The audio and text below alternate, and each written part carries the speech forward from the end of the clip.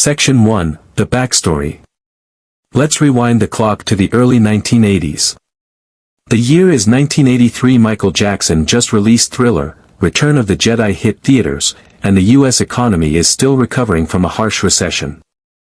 But quietly, something very unusual was happening at the Philadelphia Mint.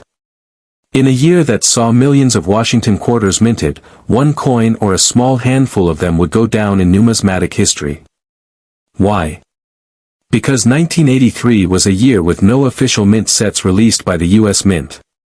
That means collectors had no pristine, uncirculated examples to pull from special sets. All coins entered general circulation, meaning most were quickly scratched, nicked, or damaged. Section 2, the 1983 P error.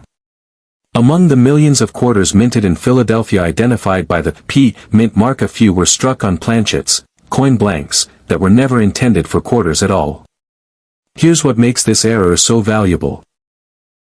One known 1983 P Washington quarter was accidentally struck on a planchet meant for a foreign coin or a different denomination. This resulted in a coin that not only weighs differently but has sharp, highly detailed features due to the incorrect metal content and pressure used during the minting process.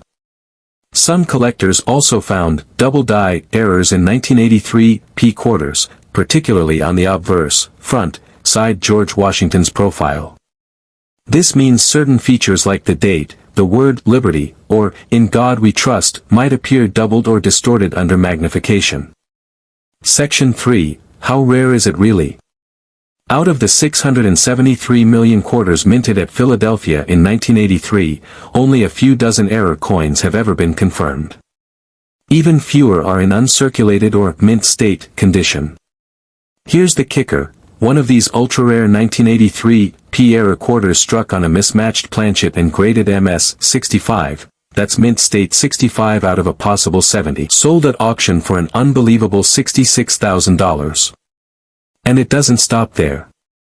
A pristine example of a double die obverse 1983 P recently went under the hammer for over $90,000.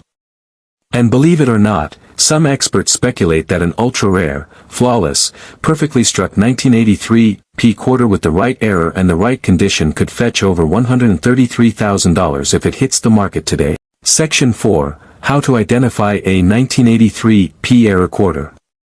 Okay, so how do you find one of these valuable coins?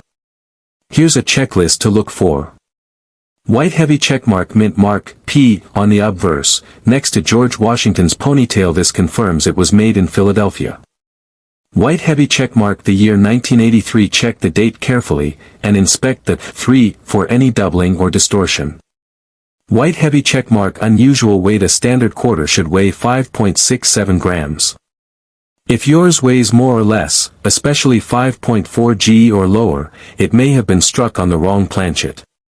White heavy checkmark double die errors. Use a magnifying glass or jeweler's loupe to check for doubled letters in Liberty, In God We Trust, or the date. White heavy checkmark sharp or unusual strike. If the details on the coin look especially crisp or unusual, it might be due to different metal content or strike pressure.